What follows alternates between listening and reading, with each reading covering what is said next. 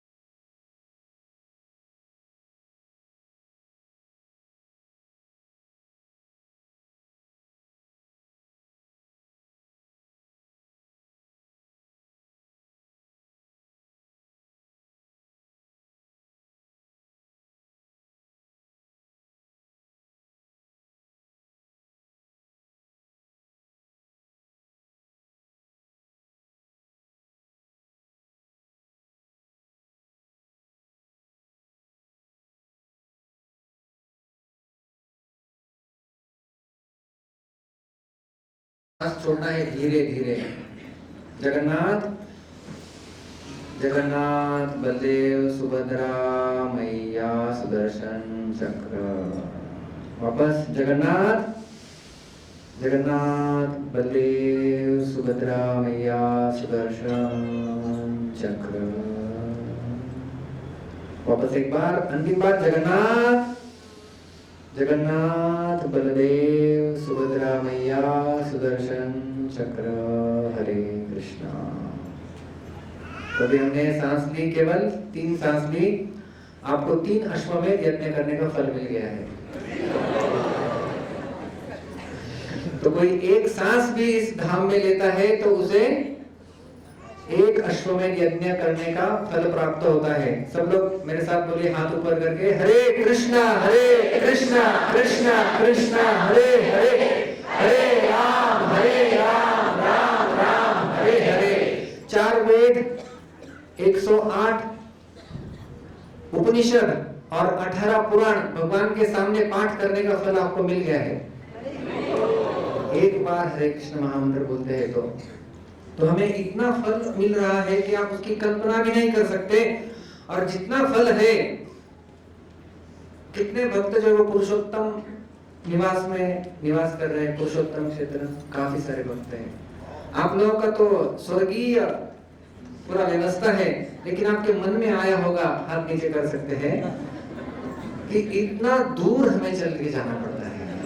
भौतिक संसार का स्वरूप है, एक अच्छी चीज मिलती है तो एक थोड़ा कठिनाई उसके साथ जुड़ जाती है। लेकिन ये कठिनाई नहीं है, क्योंकि यहाँ पर एक पग आप चलते हैं तो आपको जितने मंदिर इस पृथ्वी पर है उन सब की परिक्रमा करने का फल मिल जाता है। कब कर रहे हैं? भगवान श्री कृष्ण गीता में कहते हैं मासानाम मार्गशीर्षोहम। तो हम लोग मार्गशीर्ष में कर रहे हैं, इसलिए जितना फल है उसको 10 गुना कर लीजिए आप। और यात्रा टीम को धन्यवाद देना चाहिए, उन्होंने इस समय को चयन किया है।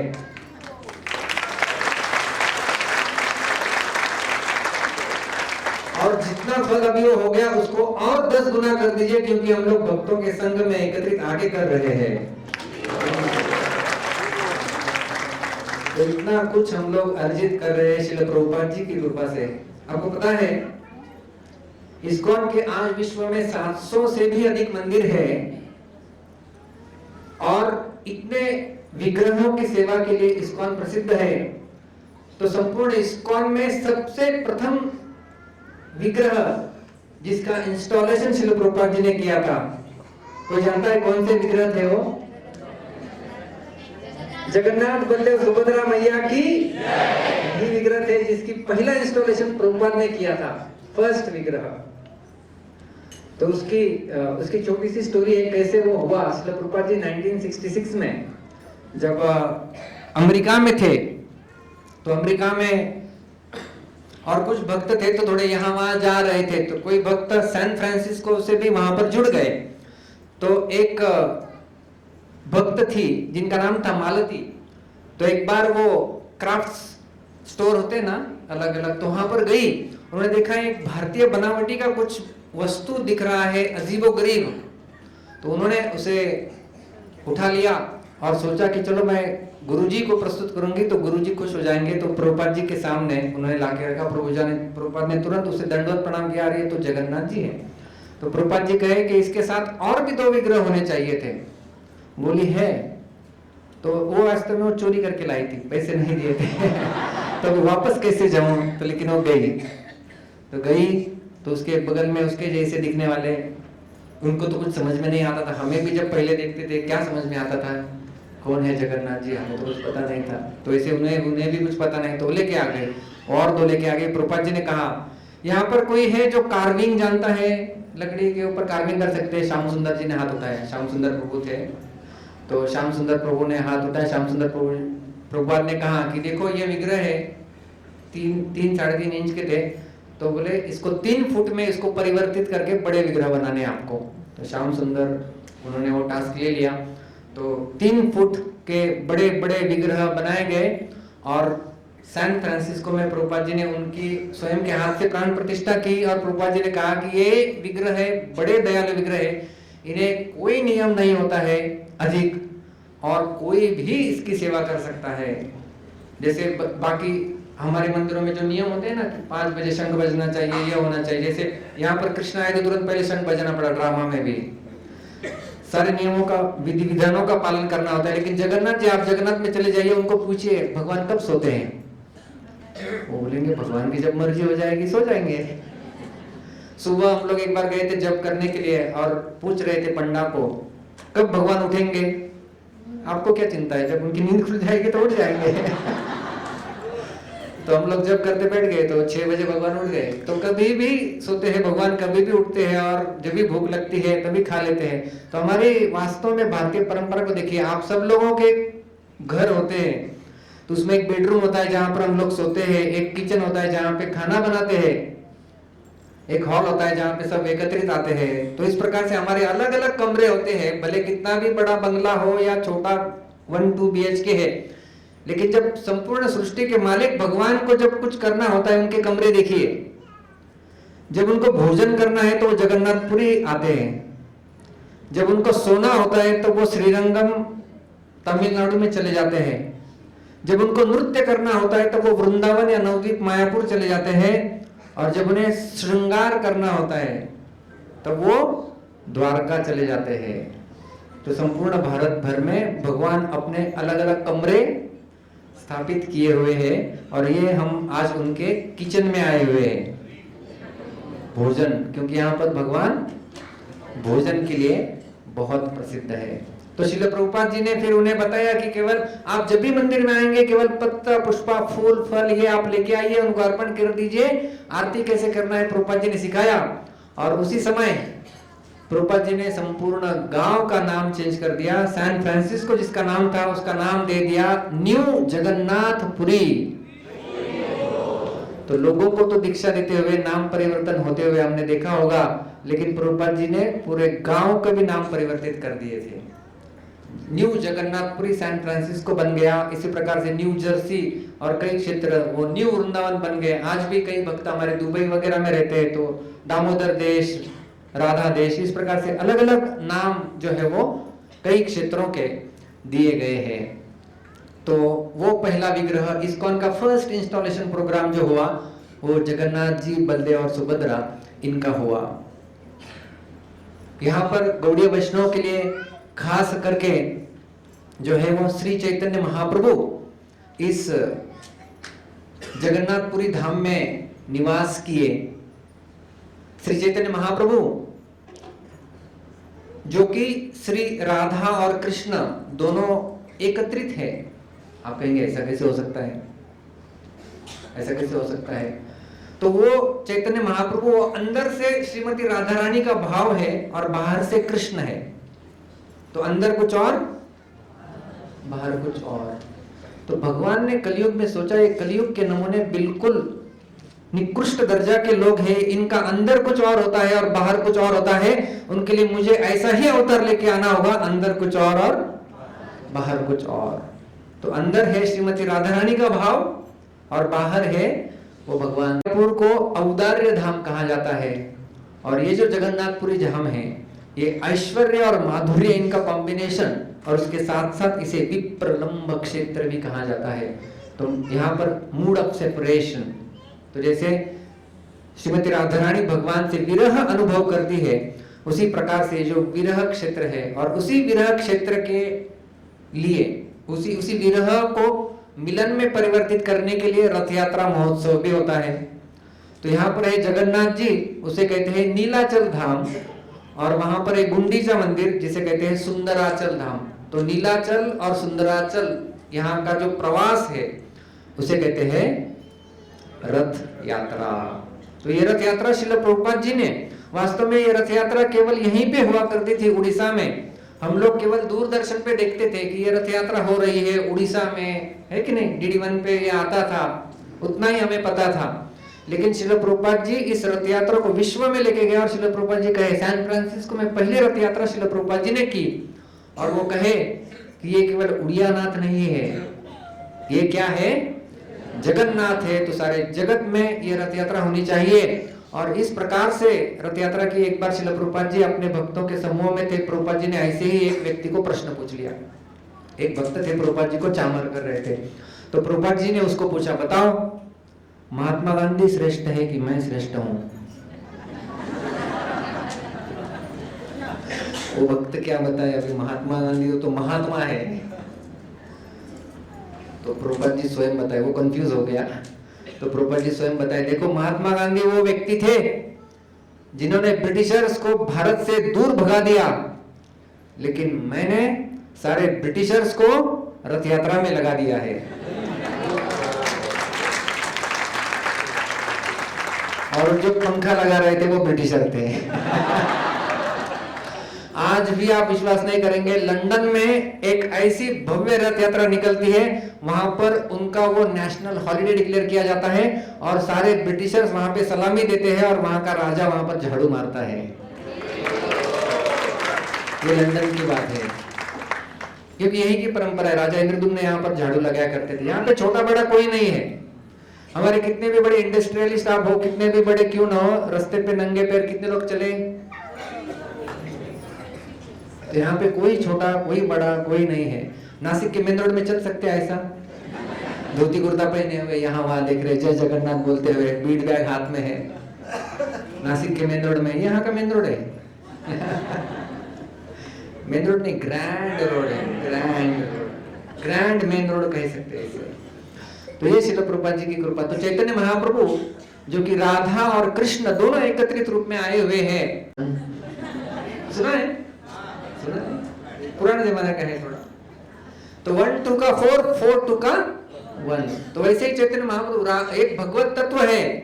राधा कृष्ण प्रणय विकृतिर्लादिनी शक्तिरस्मात् एकात्मानौ अपि भुवि पुरा देह भेदं गतौ तौ चैतन्याख्यं प्रकटमधुना तद्वयं चैक्यमाप्यं राधा भावद्युति सुवलितं नौमि कृष्ण स्वरूपम। राधा और कृष्ण इनका प्रेम, मायापुर जो जगह है वहां पर उन्होंने जन्म लिया। किसके लिए जन्म लिया? कलयुग के वो युगावतार है और बद्ध जीवों का उद्धार करने के लिए। अभी तक ऐसी कोई ही भी चीज देने के लिए कोई भी अवतार नहीं आया था, वो चीज को प्रदान करने के लिए महाप्रभु आए। अनार्पित चरिम चिरात करुणया अवतीर्ण कलौ समर्पयितुम उन्नतोज्ज्वल रसां स्वभक्ति श्रियम हरि पूरटद्युति कंदर्प संदीपितः सदा हृदय कंदरे स्फुरतो वह शचिनंदनः। तो किसके लिए आए? अनार्पित, जो अभी तक किसी ने अर्पित नहीं किया था। कब से अर्पित नहीं किया था? चरिम चिरात, बहुत समय हो गया था, लेकिन भगवान के प्रति प्रेम सब भूल गए थे। उसे पुनः करुणया, करुणावश प्रदान करने के लिए श्री चैतन्य महाप्रभु आए और उन्होंने संकीर्तन आंदोलन का प्रारंभ किया। उनका जन्म हुआ था 1486 में। तो एक बार हम लोग देखते हैं ना, आप कई बार रेमंड के शॉप में जाते हैं, रेमंड के शॉप के बाहर लिखा होता है सिंस 1930। देखा है आपने? पांडे मिठाई वाला सिंस 1940। तो एक बार हमारे भक्त ने हरे कृष्ण आंदोलन का बोर्ड बनाया था, हरे कृष्ण आंदोलन सिंस 1486। चैतन्य महाप्रभु ने आंदोलन शुरू किया ना, तो वो सिंस 1486 हो गया, क्योंकि तब उस समय उनका जन्म हुआ था और जन्म से ही उन्होंने हरे कृष्ण महामंत्र का प्रचार प्रसार प्रारंभ कर दिया था। तो ये श्री चैतन्य महाप्रभु, उन्होंने फिर देखा कि ये बद्ध जीव जो है वो, मैं इतना कुछ कर रहा हूं लेकिन ये कुछ सुन नहीं रहे हैं, तो मुझे शायद संन्यास लेना ही होगा, ताकि कम से कम मुझे प्रणाम करेंगे तो इन लोगों का उद्धार हो सकता है। इसलिए श्री चैतन्य महाप्रभु मकर संक्रांति के दिन उन्होंने कटवा करके एक जगह है वहां पर संन्यास ग्रहण कर लिया। किसके लिए? क्या ऐश्वर्य था उनका। ऐसा बताया जाता है उनकी शादी इतनी धूमधाम से हुई थी। बुद्धिमंत खान इन्होंने स्पॉन्सर किया था चैतन्य महाप्रभु का संपूर्ण मैरिज। पूरा गांव वहां पर आया था उनके शादी में और सब लोगों ने खाने के बाद 10,000 लोगों का खाना बच गया था फूड फॉर लाइफ के लिए। देवता भी जिसे चाहते हैं, सुरेप्सित राज्य लक्ष्मी, ऐसी राज्य लक्ष्मी उनका उन्होंने त्याग कर दिया है। किसके लिए? त्यक्त्वा सुदस्तेज सुरेप्सित राज्य लक्ष्मी माया मृगम दैतेप्सितम अन्वधावत। जो लोग इस प्रकार से भौतिक संसार में माया मृगजल रूपी इंद्रिय तृप्ति के पीछे भाग रहे हैं, उनके पीछे भागने के लिए और उनको पकड़ के भगवान की भक्ति देने के लिए महाप्रभु उन्होंने ये सब त्याग कर दिया। और महाप्रभु जब सब कुछ छोड़ के वृंदावन जाना चाहते थे, लेकिन वो गए कहां पर? सन्यास के पश्चात उनके 24 साल हो गए मायापुर में, सन्यास ले लिया। अभी सन्यास ग्रहण के बाद वो जाना चाहते थे वृंदावन, लेकिन चले गए कहां पर? जगन्नाथपुरी। क्यों गए जगन्नाथपुरी? तो जा रहे थे वृंदावन, नित्यानंद प्रभु ने उन्हें कुछ छल पूर्वक जो है वो अद्वैताचार्य के घर पे लेके गए और वहां पर उनकी माता को भी बुला लिया। सारे नवद्वीप वासी आ गए। तो माता के लिए उन्होंने कहा कि माता उनकी चाहती थी, उन्होंने उनकी माता और उनका बहुत सुंदर वार्तालाप है, वो सुनने लायक है। तो वो कहते हैं कि आप क्या चाहती है? सारे भक्त पूछते हैं, शची माता उनका नाम है, आप क्या चाहती है? बोले मैं हो गया। तो हमारे घर से 2 कॉलेज थे, चॉइस था, एक था केटीएचएम कॉलेज और दूसरा था बिटको कॉलेज। तो घर वाले ने कहा कि थोड़ा नजदीक का ही कॉलेज अच्छा रहेगा, क्योंकि ज्यादा दूर नहीं जाना होगा। तो केटीएचएम नहीं गए, बिटको कॉलेज में चले गए, घर से नजदीक था। तो 11th 12th हो गया, उसके बाद 12th में अच्छे परसेंट आ गए। फिर अभी इंजीनियरिंग में एडमिशन लेना है, तो इंजीनियरिंग कॉलेज में COEP में एडमिशन मिल रहा था पुणे में। आज यहाँ पर हमारे दरगोड़े प्रभु होंगे ना, दरगोड़े प्रभु सुधार प्रभु पीछे बैठे, COEP में एडमिशन के लिए आज कर रहे हैं। इनके बच्चे और लड़के लड़कियां आज कर एडमिशन चल रही है। तो COEP में एडमिशन मिल रहा था, लेकिन जैसे हमने कहा ना कि माता का प्रेम या हमारा एक दूसरे का एक प्रकार की बॉन्डिंग था, तो गए कि नहीं थोड़ा नासिक में ही देख लेते, कुछ मिल जाए अच्छा कॉलेज। तो नासिक में एक ही कॉलेज था, तो के वाग, तो वहां पर एडमिशन ले लिया। तो नासिक में कॉलेज में एडमिशन ले लिया, COEP छोड़ दिया, नासिक में एडमिशन ले लिया। नासिक में कॉलेज में वहां पर अच्छा परफॉर्मेंस हुआ, फिर गेट एग्जाम दी। गेट एग्जाम देने के पश्चात नासिक में फर्स्ट आए, और अभी IIT के लिए एमटेक में एडमिशन मिल गया। IIT खड़गपुर, IIT चेन्नई, वहां पर एडमिशन मिल गया। लेकिन घर वाले वापस इतना दूर जाएगा, तो फिर क्या करें? तो वहीं पर फिर my God, everyone loves, right?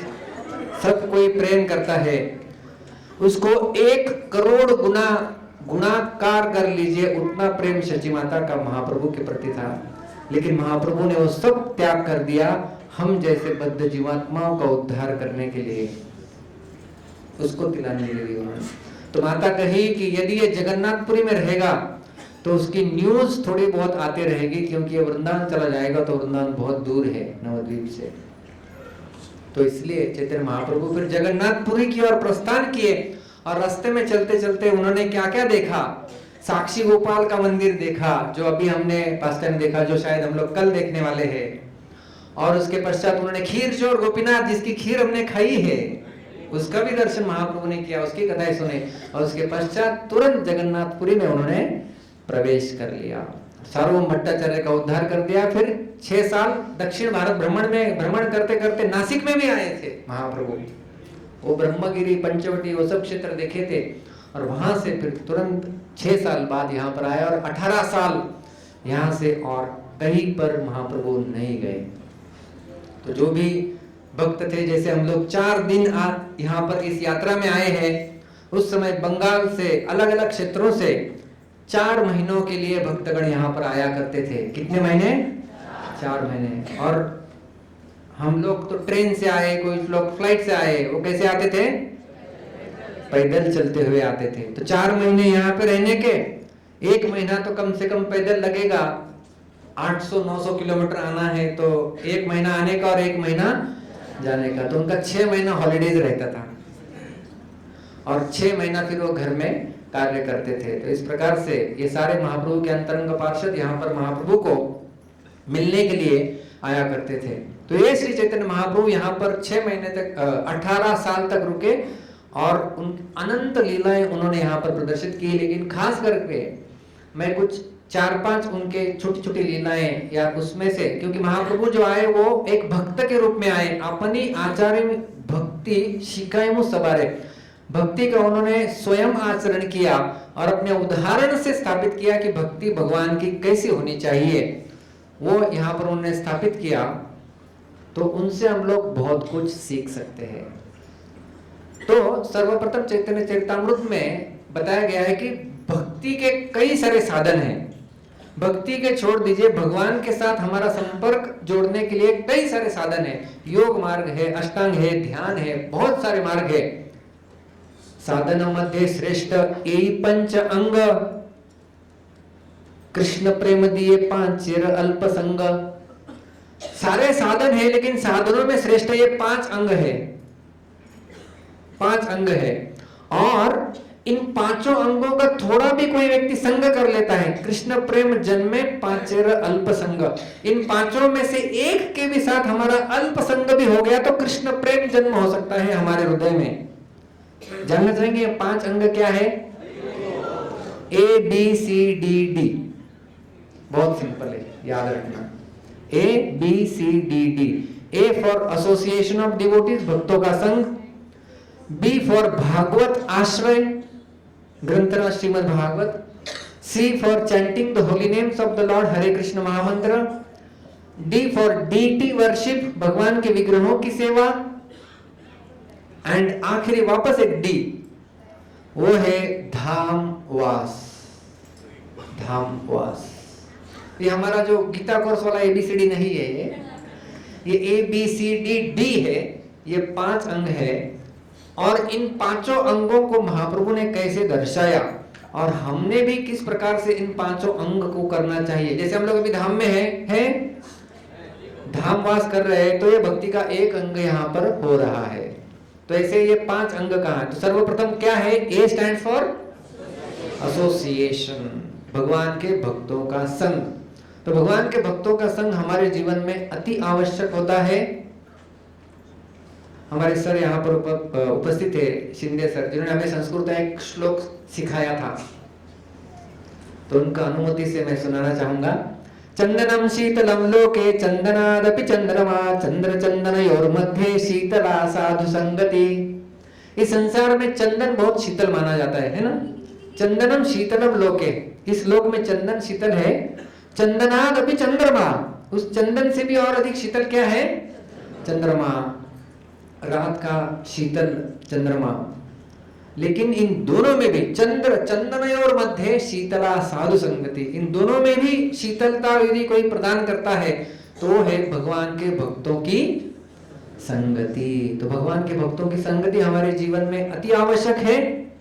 और चैतन्य महाप्रभु यहाँ पर जब भी थे तो महाप्रभु इसी प्रकार से भक्तों का संग में ही रहा करते थे। और खास करके उनके निजी पार्षद रामानंद राय और स्वरूप दामोदर गोस्वामी, जो कि कृष्ण लीला में ललिता और विशाखा सखी थे, तो उनके साथ महाप्रभु रहा करते थे। और केवल रहते ही नहीं थे, भगवान के भक्तों का संग और उनके संग में सेवा करना भी उतना ही आवश्यक है। तो महाप्रभु गुंडीचा मंदिर की ओर हम लोग जब गए, गुंडीचा मंदिर तो शायद बंद है, कुछ कारणवश कुछ कार्य चल रहा है वहां पर, लेकिन ये जो गुंडीचा मंदिर रथ यात्रा के एक दिन पहले यहाँ पर मंदिर मार्जन होता है। तो श्री चैतन्य महाप्रभु स्वयं अपने हाथों से सारे भक्तों को एकत्रित करके मंदिर का मार्जन साफ सफाई किया करते थे। तो महाप्रभु अपने जीवन से दर्शाए कि भगवान के भक्तों का संग और उस संग में सेवा भगवान की हो, यह देखना चाहिए। तो उसी प्रकार से हमें भी हमारे जीवन में भगवान के भक्तों का संग और उस संग में भक्तों की और भगवान की सेवा, उसको प्राधान्य देना है। ये है एक ए। दूसरा है B. B stands for Bhagavat आश्रय। ग्रंथ श्रीमद् भागवत, उसका हमें आश्रय लेना है, क्योंकि कलियुग इतना अंधकारमय हो गया है, यहाँ पर प्रकाश ही नहीं दिख रहा है। तो ऐसा बताया जाता है जब भगवान श्री कृष्ण इस धरातल से चले गए, तब वही भगवान भागवत के रूप में यहाँ पर अवतरित हुए। कृष्णे स्वधामोपगते धर्म ज्ञानादिभिः सह कलौ नष्टदृशामेश पुराणार्क अधुनोदितः। कृष्णे स्वधाम उपगते, भगवान अपने धाम में चले गए हैं और सब कुछ लेके गए। धर्म ज्ञान आदि भी सह, धर्म ज्ञान सब कुछ वापस ले गए अपने धाम में।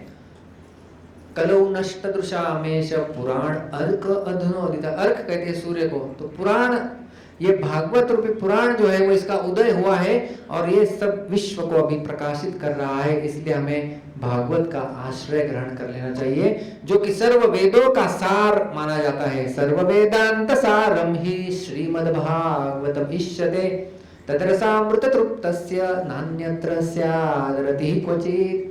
सर्व वेदांत सारम ही, सारे वेदों का, कितने वेद हैं? 4। वेदों का निष्कर्ष एक जगह पर दिया गया है, उसे कहते हैं वेदांत। वेद अंत, जहां पर वेद अंत हो जाते हैं, सारे वेद उनका बनता है वेदांत। और उस वेदांत का भी सार क्या है? सर्व वेदांत सारम ही श्री भागवत इष्यते। तो ये श्रीमद् भागवत, और यदि जब उस रस का यदि पान कर लेंगे तो हमें तृप्ति मिलेगी और इस भौतिक संसार में अतृप्ति का अनुभव नहीं रहेगा। तो वो श्रीमद् भागवत। और महाप्रभु जब इस जगन्नाथपुरी धाम में थे, यहीं से कुछ थोड़ा दूर यदि आप समंदर की ओर चले जाएंगे तो आपको एक जगह दिखेगी जिसका नाम है टोटा गोपीनाथ। सुना है सबने? टोटा गोपीनाथ। क्योंकि हम लोग वहां पर नहीं जाने वाले हैं, तो आप भक्त जा सकते हैं। कितने वक्त जाके आए टोटा गोपीनाथ? ओ 50% भक्त जाके आए हैं। तो वहां पर गदाधर पंडित जो कि स्वयं श्रीमती राधा रानी, वो इस धरातल पर राधा रानी गदाधर पंडित के रूप में आविर्भूत हुई थे, उन्हें क्षेत्र संन्यास दिया था महाप्रभु ने। तोटा का अर्थ होता है गार्डन, बगीचा। तो उस तोटा के अंदर रहने वाले गोपीनाथ, इसलिए तोटा गोपीनाथ। तो वहां पर तोटा गोपीनाथ जी का बहुत सुंदर विग्रह है। श्री चैतन्य महाप्रभु हर रोज वहां पर जाया करते थे, गदाधर पंडित से मिलते थे और गदाधर पंडित इनसे श्रीमद् भागवत की कथा सुनते थे। श्रीमद् भागवत की कथा सुनते थे हर रोज। कितनी बार पता है? प्रहलाद महाराज और ध्रुव महाराज इनकी कथा श्री चैतन्य महाप्रभु कम से कम 100 बार सुनते थे। कितनी बार? 100 बार, 100 टाइम्स। तो इतना महाप्रभु भागवत। और ऐसा क्या होता था पता है? दोनों एकत्रित बैठते थे। अभी चैतन्य महाप्रभु मतलब कृष्ण और गदाधर पंडित श्रीमती राधा रानी। तो राधा रानी और कृष्ण दोनों एकत्रित आके भागवत के ऊपर चर्चा कर रहे हैं। तो प्रहलाद महाराज, ध्रुव महाराज ऐसी कहानी पढ़ते थे, आगे जाते थे, वापस पीछे आते थे, महाप्रभु बोलते थे वापस सुनाओ, वापस सुनाओ, वापस सुनाओ, ऐसे पढ़ते रहते थे। दोनों के नेत्रों से अश्रु प्रवाहित होकर वो भागवत के पन्नों के श्लोक निस्तनाभूत हो गए थे, लेकिन उनको याद हो गए थे, वैसे ही पढ़ते रहते थे। वापस उनको चल लगता है वही लीला चल रही है। तो ऐसे 100 बार नेत्रों से अश्रु प्रवाहित होके वो भागवत पढ़ते थे। उतना रस उन्हें वहां पर मिलता था। और जो गोपीनाथ जी, उनके बारे में वर्णन आता है, गदाधर पंडित बहुत बूढ़े हो गए थे और वो गोपीनाथ जी की नित्य रूप से सेवा करते थे। तो सेवा जब करते थे तो एक दिन क्या हो गया कि गदाधर पंडित बहुत बूढ़े हो गए थे और उन्होंने सोचा कि अभी मैं सेवा नहीं कर पा रहा हूँ, मैं किसी को बोल देता हूँ, ये व्यक्ति कल से गोपीनाथ जी की सेवा करेगा। किसी को बोल दिया। सपने में गोपीनाथ जी उनके आए और बताया कि मेरी सेवा तुम क्यों त्याग कर रहे हो, आप ही सेवा करनी चाहिए। तो कहते कि भगवान मैं बूढ़ा हो गया हूं, अभी मुझसे सेवा नहीं हो रही है, क्या करूं? भगवान बोलते कोई समस्या नहीं, आप ही सेवा करेंगे, कल सेवा के लिए आप ही आएंगे, देखते हैं क्या होता है। तो अगले दिन गदाधर पंडित सेवा करने के लिए गए। उन्होंने देखा, क्योंकि उन्हें खड़ा होने में तकलीफ थी, तो गोपीनाथ जी बैठ गए थे और अपना रूप थोड़ा छोटा कर लिया था ताकि गदाधर पंडित सेवा अर्पण कर सके। इसलिए गोपीनाथ जी आज भी बैठे हुए विग्रह वहां पर आप पाएंगे। तो गोपीनाथ जी बैठ गए थे। ऐसे कई सारे विग्रह आदान प्रदान करते हैं। जैसे गोपाल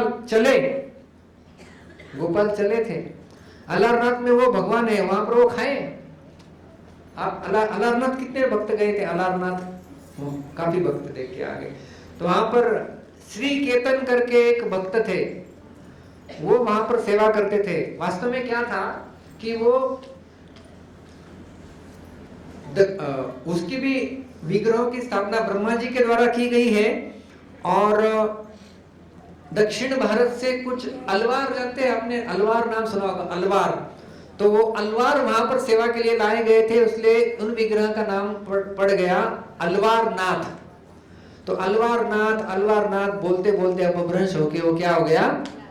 अलारनाथ। तो श्री केतन करके एक भक्त थे, वहां पर वो सेवा करते थे। और सेवा करते करते एक दिन क्या हो गया कि उन्हें कहीं और जाना पड़ा। तो उन्होंने, उनका एक छोटा बच्चा था जिसका नाम था मधु को कहा कि मधु तुम भोग लगा लेना भगवान को, मैं थोड़ा बाहर जाके आ रहा हूँ। तो 2-3 दिन के लिए हो गए और मधु को भोग लगाने के लिए मधु गया। मधु ने घंटी बजाया, नमो ब्रह्मण्य देवाय गो ब्रह्मण्यताय जगदिताय कृष्णाय गोविंदाय नमो नमः। प्लेट रख के आ गया। बोले भगवान प्लेट तो वैसी ही पड़ी है, क्या हो गया? तो भगवान बोले अरे मैंने खा लिया, ये तो सब प्लेट में वैसे ही पड़ा है, कैसे खा लिया? आप खाइए ना। तो मधु रोने लगा। भगवान नीचे बैठ गए, भगवान ने खा लिया। खीर दिया था, वो खीर खा लिया। तो उन्होंने खीर खा लिया, माँ के पास गए एम्प्टी थाली लेके, क्या हो गया? भगवान ने खा ली खीर। तो माँ परेशान हो गई, ये क्या हो रहा है?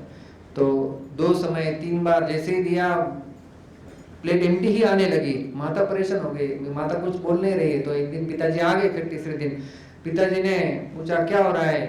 बोले हम लोग 3 दिन से भूखे मर रहे हैं, हमें कुछ खाने के लिए मिल नहीं रहा है, भगवान सब खा रहे हैं अलारनाथ। अच्छा ऐसा है? ऐसा कैसे खा सकते? कभी सुना है भगवान खाते? सुना है आपने? तो चलो हमारे सामने खिलाओ। तो मधु गया, भगवान के सामने भोग लगाया, सब लगाया। वो खिड़की पीछे से छिप गए थे श्री केतन ब्राह्मण, और श्री केतन ब्राह्मण के नजरों के सामने मधु ने भोग लगाया और भगवान बैठ गए। वो वाटी उठा ली और पीने वाले थे, तो तुरंत वो आ गए श्री केतन, उन्होंने भगवान का हाथ जोर से पकड़ लिया। आप सब खा लेंगे तो हम भूखे मर जाएंगे। और जैसे ही हाथ पकड़ लिया था, वो गर्म खीर उनके शरीर के ऊपर आ गई। और आज भी अलारनाथ का विग्रह आप देखेंगे तो पंडित आपको दिखा देते हैं, उनके हाथ जले हुए हैं, उनके छाती के ऊपर जो खीर पड़ी है उसके निशान वो जले हुए हैं। तो भगवान इस प्रकार से आदान प्रदान करते हैं अपने भक्तों के साथ। तो ऐसे भगवान, खाने वाले भगवान, चलने वाले भगवान, बात करने वाले भगवान, और यहाँ पर तोता गोपीनाथ में बैठे हुए भगवान जो खड़े थे अपने भक्त के लिए बैठ गए। तो वहां पर श्री चैतन्य महाप्रभु जाया करते थे और भागवत का आस्वादन किया करते थे। तो हमें भी हमारे जीवन में जब भी कभी कुछ समय मिले तो भागवत का आश्रय ग्रहण करना चाहिए। कितने भक्त आप लोगों ने देखा होगा यहाँ पर भागवत कथाएं चलती है। जगन्नाथपुरी में लोग आते हैं भागवत कथा करने के लिए। ये हॉल उसीलिए बनाया गया है कि यहाँ पे भागवत कथाएं होती है, धाम में भागवत कथा सुनने के लिए। तो इस प्रकार से भागवत कथाएं होती है। यदि आप भागवत संपूर्ण नहीं पढ़ सकते तो कम से कम एक अध्याय तो पढ़ लीजिए। एक अध्याय नहीं पढ़ सकते तो कम से कम एक श्लोक पढ़ लीजिए। ऐसा कहा गया, एक श्लोक नहीं पढ़ सकते तो कम से कम एक अक्षर तो पढ़ लीजिए एक दिन। इतना सोहलत दिया गया है। तो ये हमें श्रीमद् भागवत का आश्रय कैसे लेना चाहिए, ये महाप्रभु यहाँ पर रह के सिखाए। ABC for chanting. तो चैतन्य महाप्रभु भगवत नाम का कीर्तन, और उनका कीर्तन ऐसे होता था कि हम उसकी कहीं पर तुलना नहीं कर सकते।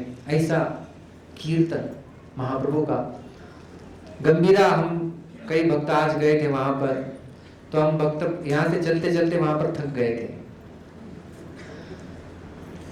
तो वहां पर महाप्रभु घंटों कीर्तन किया करते थे। ऐसा बताया जाता है कि एक बार की बात है, महाप्रभु ने वहां पर 72 आवर्स नॉन स्टॉप कीर्तन किया था। कितने घंटे?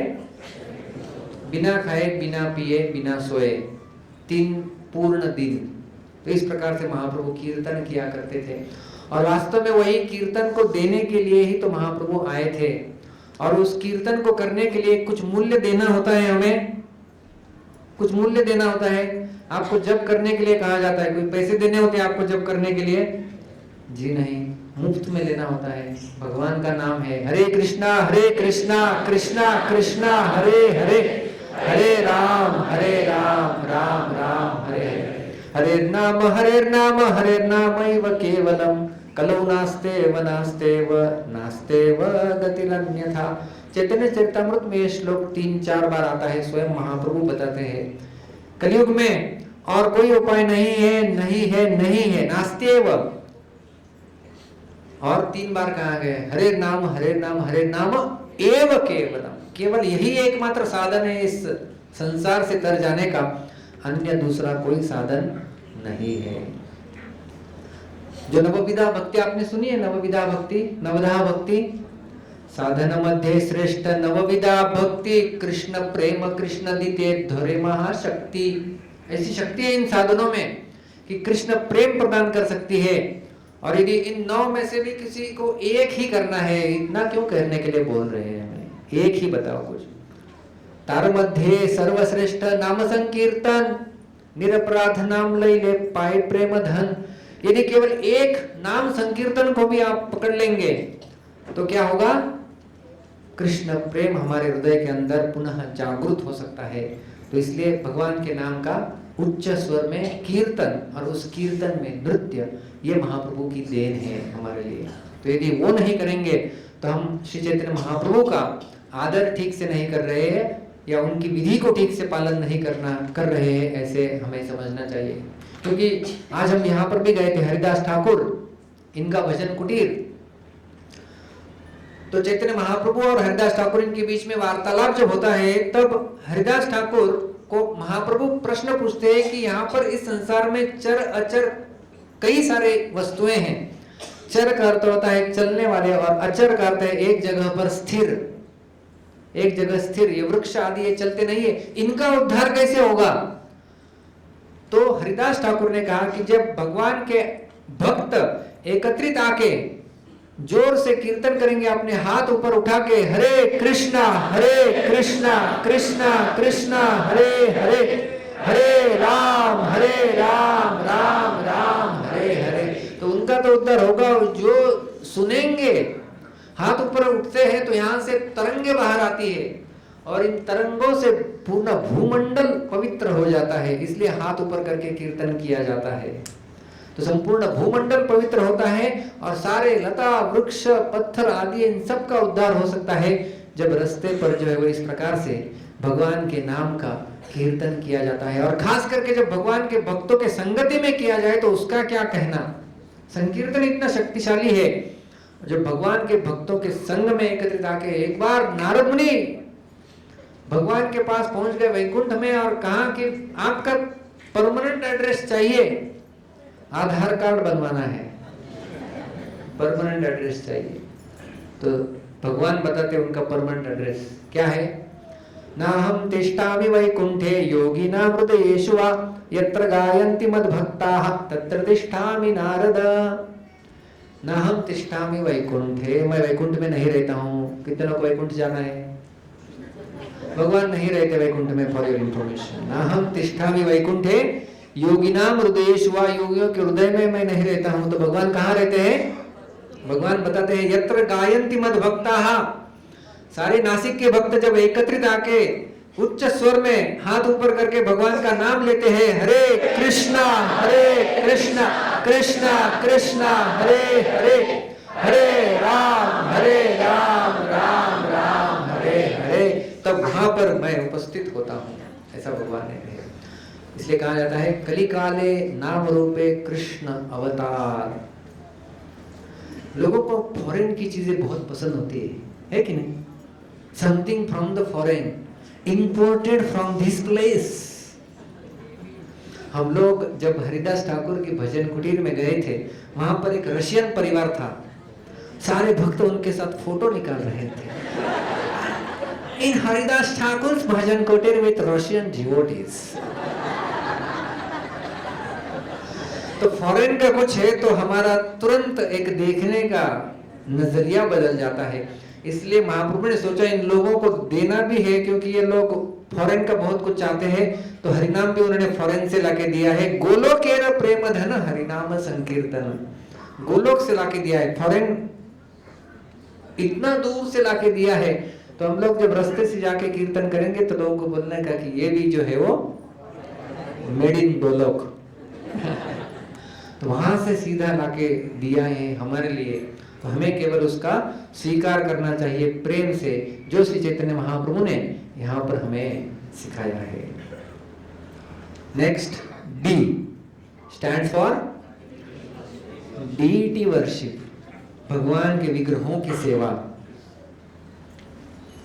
तो ऐसा बताया जाता है हम जो भगवान के दर्शन भी लेते हैं वो भी विग्रहों की एक सेवा होती है। खास करके जब भगवान की आरती चल रही है उस समय का दर्शन लेना ये विग्रहों की सेवा के समान माना जाता है। और महाप्रभु जब यहाँ पर थे इस प्रकार से वो नित्य रूप से विग्रहों का दर्शन करने के लिए आया करते थे, लेकिन विग्रहों का दर्शन कौन सी चेतना में लेना चाहिए वो महाप्रभु हमें दर्शाते हैं।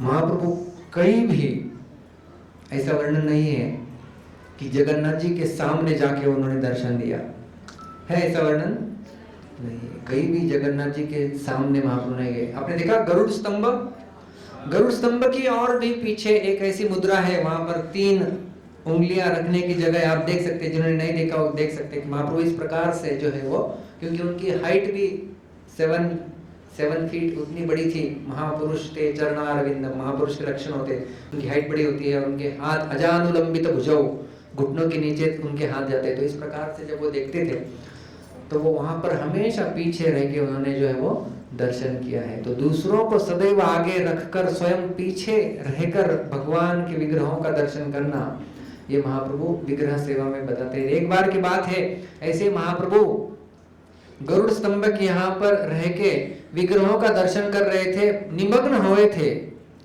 एक वृद्ध महिला आ गई और वृद्ध महिला, उसको भी दर्शन करना था। जैसे भीड़ है ना, आज भीड़ होती है तो हम लोग एक दूसरे को धक्का मारते हुए, तो वो भी धक्का मारते हुए आ गई। उसे समझ में नहीं आया कौन खड़ा है, कैसे खड़ा है। वो सीधा चैतन्य महाप्रभु के कंधे के ऊपर चढ़ गई। कंधे के ऊपर, महाप्रभु के कंधे के ऊपर चढ़ के जगन्नाथ जी को देख रही थी। गोविंद महाप्रभु का पर्सनल सर्वेंट, वो बोलता है ए पागल हो गए, उतर नीचे।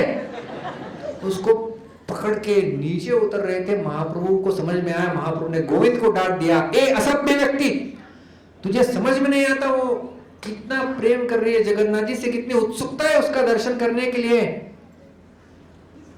तारा आरती देखी प्रभु कहिते लागिला, एत आरती जगन्नाथ मोरे नाही दिला। आरती का अर्थ होता है उत्साह, इतना उत्साह, एंथुजियाज्म जगन्नाथ जी ने उस महिला को दिया हुआ है। एता आरती जगन्नाथ मोरे नाही दिला, जगन्नाथ जी ने ये कृपा मेरे ऊपर नहीं की है, इस महिला के ऊपर हो गई है, तो ये महिला इतनी श्रेष्ठ हो गई। और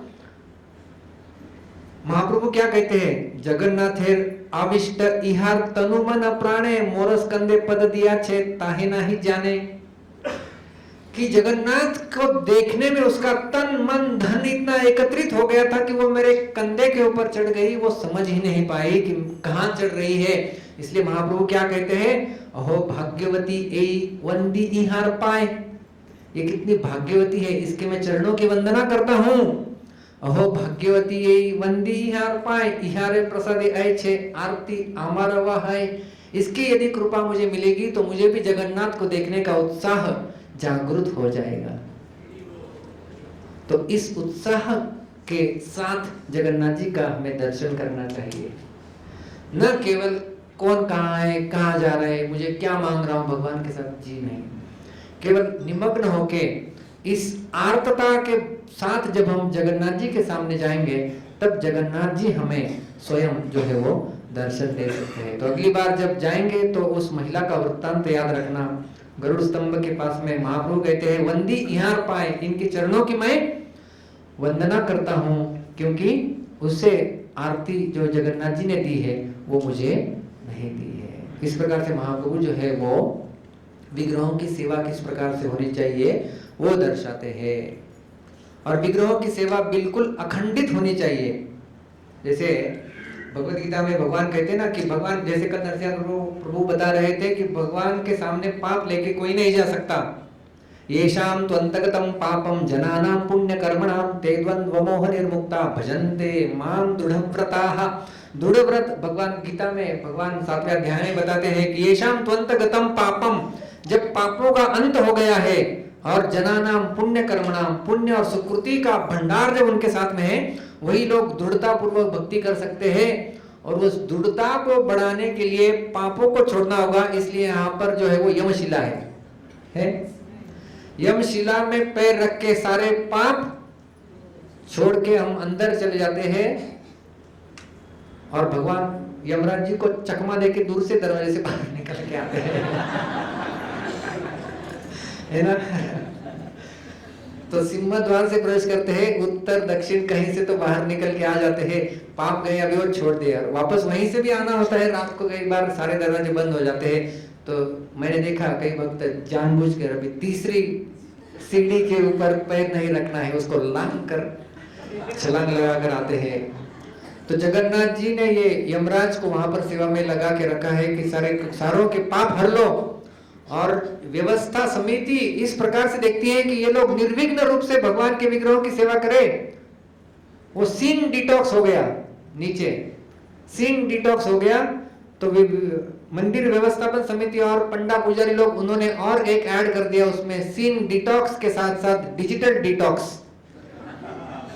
इसलिए मोबाइल अंदर नहीं दिए जाते हैं। कितने लोगों ने मुक्ति का अनुभव किया है मंदिर के अंदर जब मोबाइल हमारे साथ में नहीं है करते हैं ना।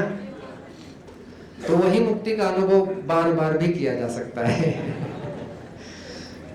तो भगवान सिन डिटॉक्स करा देते हैं, भगवान के भक्त डिजिटल डिटॉक्स करा देते हैं। भगवान का दर्शन के अलावा और प्रसाद के अलावा और कोई चारा नहीं रह जाता है। बेचारा भक्त बैठा रहेगा उधर ही जप माला करते हुए, और क्या करेगा। तो इस प्रकार से विग्रहों की अबाधित रूप में सेवा और प्रसाद भी ग्रहण करना, वो भी विग्रहों की सेवा कही जाती है। पता है आपको, जो हम प्रसाद ग्रहण करते हैं वो भी विग्रह सेवा है, लेकिन वो प्रसाद भी हम लोग किस चेतना में ग्रहण कर रहे हैं वो भी बहुत महत्वपूर्ण है। एक बार श्री चैतन्य महाप्रभु जगन्नाथ मंदिर में प्रवेश किए और कैसे पंडे हमारे हाथ पकड़ते हैं उसी प्रकार से महाप्रभु ने एक पंडे का हाथ पकड़ लिया। बताओ मेरे प्राणनाथ कहाँ पर है, बताओ मेरे प्राणनाथ कहाँ पर है। पंडा ने कहा वो देखिए आपके प्राणनाथ। जगन्नाथ जी के हाथ लेके गया, जगन्नाथ जी को जैसे ही दर्शन किया वहां पर एक पुजारी ने महाप्रभु के हाथ में प्रसाद सौंप दिया। महाप्रभु जैसे ही वो प्रसाद पाए, सुकृति लब्बे फैला लव, सुकृति लब्बे फैला लव, ऐसे चिल्लाने लगे, जोर जोर से चिल्लाने लगे, जोर जोर से चिल्ला रहे थे महाप्रभु। हाथ में वो प्रसाद है। महाप्रभु ने सबको बांटा, थोड़ा थोड़ा खाया। वो पुजारी आश्चर्यचकित हो गए, क्या चिल्ला रहे हैं। तो सुकृति लब्बे फैला लव बले न बार बार, ईश्वर सेवक पूछे की अर्थ इहार। सुकृति लब्बे फैला लव बले न बार बार, महाप्रभु बार बार यही बोल रहे थे। तो ईश्वर सेवक पूछे की अर्थ इहार, इनका अर्थ क्या है भाई वो तो बताओ। आपको समझ में आया किसी को? सुकृति लब्बे फैला लव, सुकृति लब्बे फैला लव, नहीं समझ में आया।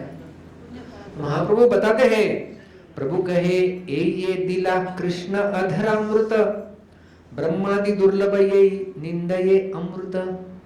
महाप्रभु कहते हैं कि ये कृष्ण का अधरामृत है। ये क्या है? अधर का अर्थ है ओठ। भगवान के ओठों से स्पर्श करके ये यहाँ पर आया है, अधरामृत है।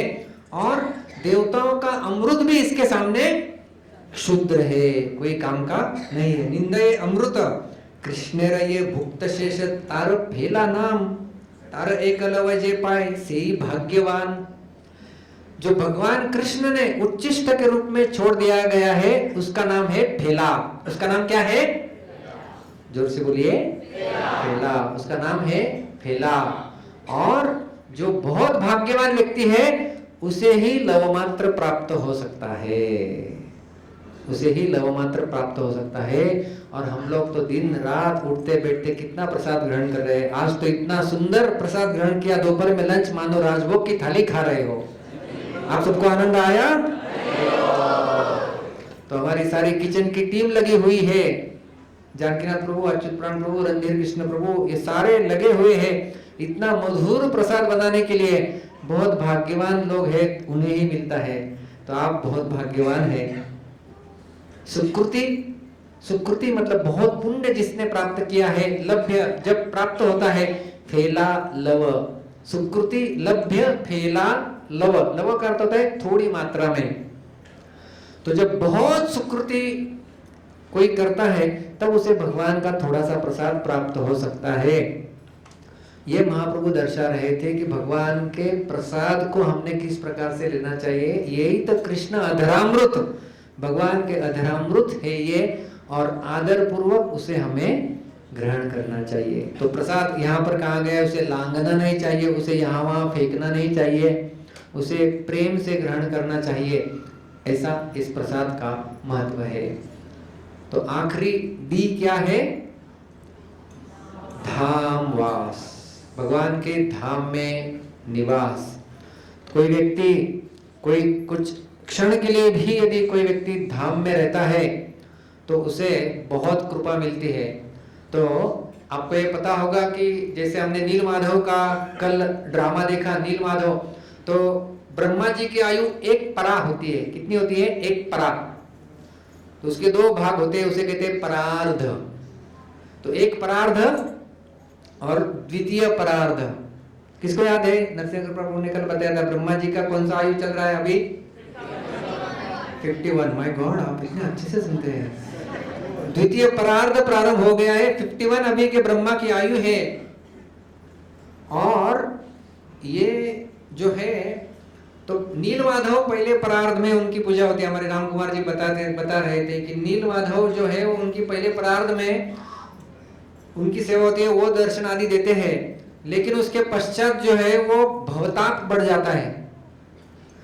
जैसे अभी एसी यहाँ पर बैठे हुए, यदि बहुत समय हो गया ये एसी खराब हो गया, तो ये एसी को फेंक के हमें नया एसी बिठाना पड़ेगा, है ना? बिठाते हैं ना? एक गाड़ी खराब हो गई, कितने लोगों ने बटन फोन इस्तेमाल किया है? पहले बटन फोन इस्तेमाल किया है, अभी स्मार्टफोन पे है, स्मार्टफोन यूज करते हैं। तो पुराना फोन अभी वो काम का नहीं है, इसलिए नया फोन लेके आए हैं। उसी प्रकार से भगवान सोचते हैं नील माधव का जमाना अभी चला गया, अभी जगन्नाथ जी का जमाना है, क्योंकि वोल्टेज, हाई वोल्टेज कृपा चाहिए ना कलयुग के जीवों के लिए, तो वो हाई वोल्टेज वाला ये रूप है, इसलिए अचंबित, इतना अपलक, बिल्कुल उनकी पलकें झपकती ही नहीं है, ऐसी वो कृपा बरसाते रहते हैं ये जगन्नाथ। और ऐसे धाम में जब हम रहते हैं तो इसकी इसकी इसकी तुलना हम कर ही नहीं सकते किसी के साथ। तो ये धामवास, लेकिन ये धाम में भी किन कौन सी चेतना में रहना, वो भी बहुत महत्वपूर्ण है। और स्वयं महाप्रभु हमें दर्शाते हैं कि इस धाम में कैसे रहना है। तो महाप्रभु कहते हैं मोर मन वृंदावन, तो सदैव वृंदावन की चेतना में जगन्नाथपुरी में महाप्रभु रहे। जहां पर भी कुछ देखते थे, तो आप यदि टोटा गोपीनाथ मंदिर गए हैं, नहीं गए, जाएंगे, तो वहां पर एक पर्वत है जिसका नाम है चटक पर्वत, वो जरूर देख लेना। तो चटक पर्वत को जब महाप्रभु देख लेते थे तो महाप्रभु तुरंत भागते थे उस चटक पर्वत का दर्शन करने के लिए।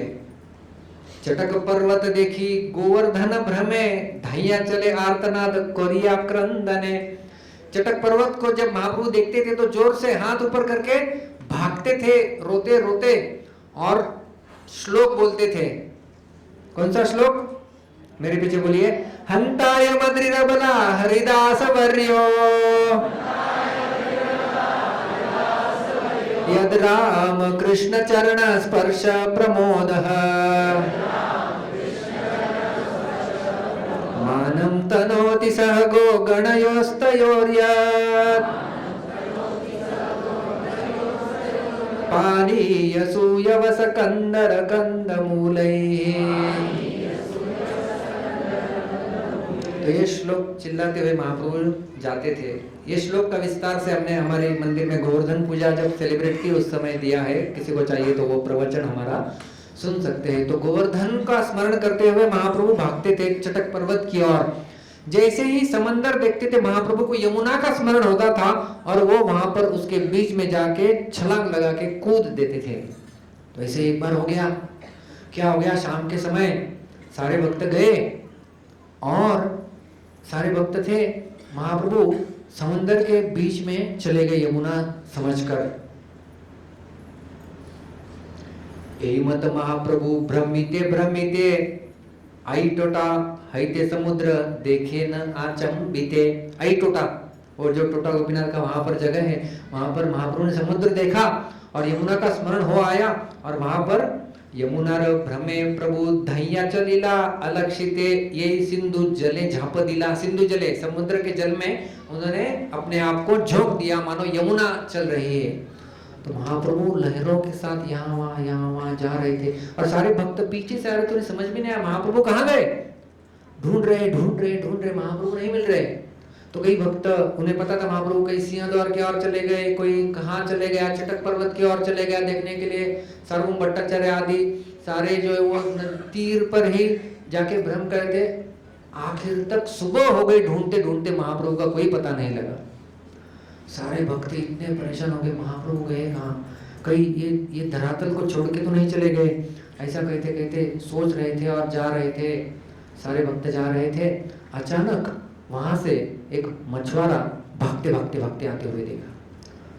तो स्वरूप दामोदर पूछते हैं, और उनको देखा वो कुछ अलग ही उसका बर्ताव था। तो लेकिन कहाँ भाग रहे हो, क्या हो गया? तो बोले मैं कोई मांत्रिक ढूंढ रहा हूँ, एक भूत बाधा हुई है, मुझे उस मांत्रिक चाहिए मुझे जो उस भूत बाधा को दूर करे।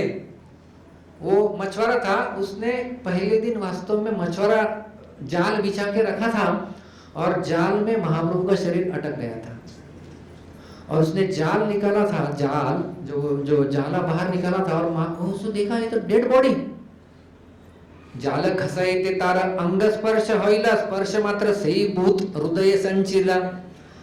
तो वो बता रहा था कि क्या हो गया, मैंने वो निकाला और वो मूर्त शरीर, उसका भूत मेरे अंदर संचार हो गया, मुझे बाधा हो गई।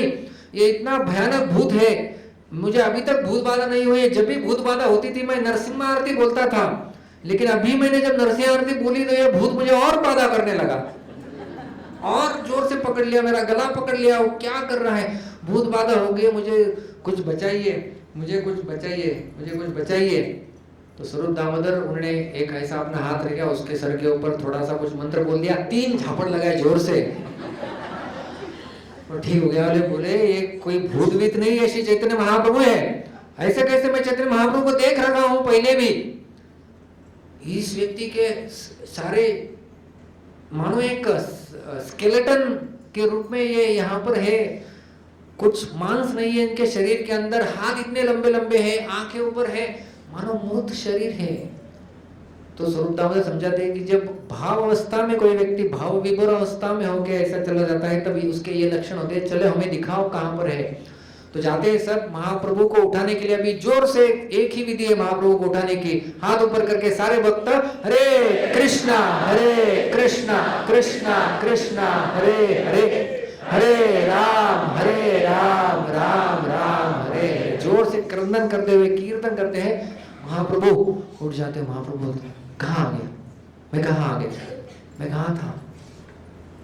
कालिंदी देखी आम्ही गेला वृंदावन, देखी जल क्रीडा करेन ब्रजेंद्र नंदन। महाप्रभु बोले कि मैंने यमुना के तट पे मैं था, वहां पर मैंने राधा और कृष्ण इनकी लीला को मैं देख रहा था, और उस लीला के अंदर मैं प्रदर्शित हो गया था,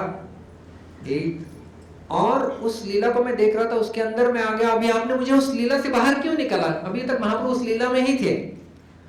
लेकिन महाप्रभु बता रहे थे कि अभी आपने मुझे यहाँ पर लेके आए हैं। कृष्णदास कविराज गोस्वामी ये लीला समुद्र पतन की लीला चैतन्य चरितामृत के अंत्य लीला में बताते हैं, और सारे श्रोताओं को वरदान देते हैं। आपने ये सुनी कथा, एत कहलु प्रभुर समुद्र पतन, इहा ये सुने पाए चैतन्य चरण। इस प्रकार से मैंने समुद्र पतन की लीला बताई है। जो भी भक्तों ने इसे सुना है उनको चैतन्य महाप्रभु के चरणों की प्राप्ति अवश्य होने वाली है, होने वाली है।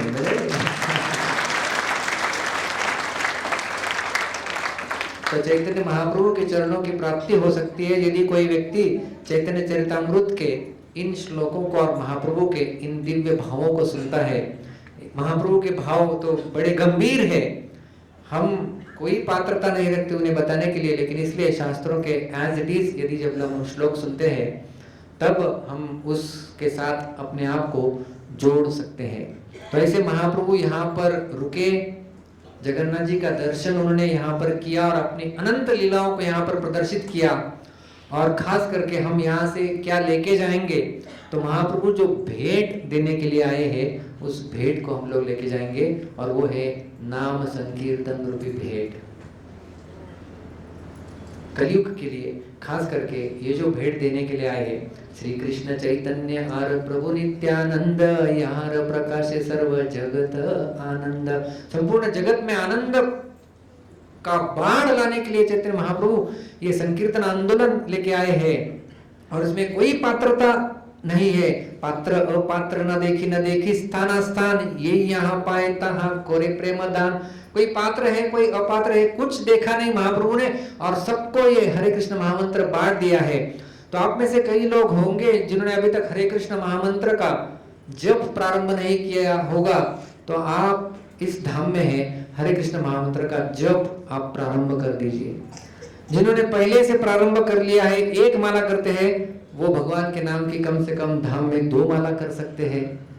यदि जो कोई व्यक्ति 2 माला कर रहे हैं तो वो 4 माला कर सकते हैं, 4 माला करने वाले 8 माला कर सकते हैं, 8 माला करने वाले भक्त 16 माला कर सकते हैं, 16 माला करने वाले भक्त 32 माला कर सकते हैं। और यहाँ वहाँ घूमते घामते कहाँ कहाँ जाएंगे, भगवान के नाम का आपको चिंतन करना है। और उसके साथ साथ हम निष्कर्ष में और एक श्लोक लेंगे जिसका उच्चारण आप लोगों को करते रहना है। जब भी आप इस भूमि में घूम रहे हैं, दर्शन ले रहे हैं, उठते समय सोते समय इस श्लोक का आप जो है वो उच्चारण करते रहिए। यहाँ से जाते समय ये श्लोक हमारा कंठस्थ हो जाना चाहिए। सब लोग हाथ जोड़ के मेरे पीछे बोलिए। नीलाचल निवासाय नित्याय परमात्मने बलभद्र सुभद्राभ्यां जगन्नाथाय ते नमः। तो इस श्लोक को आप उच्चारण करते रहिए। मैं हमारे ग्रुप एडमिन को भी बोलूंगा कि ये श्लोक हमारे ग्रुप में डाल दे, ताकि सारे भक्त इसका चिंतन मनन करते हुए, ये बहुत बड़ा जगन्नाथ जी को प्रणाम मंत्र कहा गया है। जो भी व्यक्ति इस श्लोक का प्रणाम करता है, भगवान उस व्यक्ति को और उसके प्रणाम को जो है वो स्वीकार कर लेते हैं। तो इसके साथ साथ हम लोग क्विक देखेंगे कि 5 चीजें हमने देखी जो महाप्रभु यहाँ पर बचाए थे। ABCD। A stands for association, association और एसोसिएशन के साथ सेवा, और सेवा के लिए बहुत अच्छा मौका, जैसे कल नरसिम्हा गुरु बाबू बता रहे थे, आप लोगों को यदि यहाँ पर प्रसाद स्पॉन्सर करना है तो ये बहुत बड़ी सेवा है। तो जो जगन्नाथ जी का साक्षात महाप्रसाद, ऐसा मत सोचिए कि ये प्रभु जी हमें क्यों बोल रहे, ये सबके भलाई के लिए बोल रहे हैं। क्योंकि यहाँ पर जो भी व्यक्ति वैष्णवों को भोजन करा देता है, उस व्यक्ति को भगवान की महती कृपा प्राप्त हो सकती है, और उस कृपा को प्राप्त करने का अधिकार प्रदान कर रहे हैं मानो। इसलिए ये प्रभु जी जो है वो हमेशा बता रहते हैं। तो संग संग में सेवा। B stands for Bhagavat. Bhagavat का हमें श्रवण करना है, आश्रय लेना है, जब भी हम मौका मिले भागवत पढ़ना है। C stands for chanting. Chanting तो हमें हर रोज नित्य रूप से करते रहना है। D stands for deity worship, विग्रहों की सेवा, दर्शन करके और अच्छी चेतना में भगवान का प्रसाद ग्रहण करके। और आखिरी डी है धामवास, सही चेतना में, न कि प्रजल्प में, यहाँ पर ये अच्छा नहीं है, वो अच्छा नहीं है, यहाँ पर रास्ते में लोग सुख देते हैं, ऐसा नहीं, बल्कि अच्छी चेतना में यहाँ पर वृंदावन है और इतने भगवान के बड़े भक्त यहाँ पर सेवा कर रहे हैं, उनकी मैं कैसे सेवा कर पाऊं। उस चेतना में यदि हम लोग यहाँ पर निवास करेंगे तो भगवान की बड़ी महती कृपा हमारे ऊपर हो सकती है। बहुत बहुत धन्यवाद। हरे कृष्णा।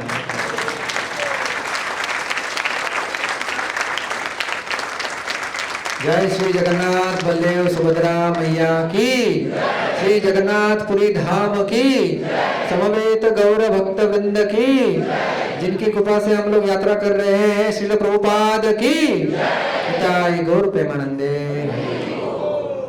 His Grace कृष्ण धन प्रभु की।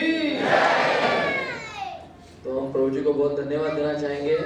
चैतन्य महाप्रभु ने जो भक्ति हम सबको सिखाई, उसको बहुत कंसाइज फॉर्म में केवल एक लेक्चर में उन्होंने कुछ 80 मिनटों में, 80 से भी कम मिनटों में उन्होंने हम सबके सामने प्रस्तुत किए।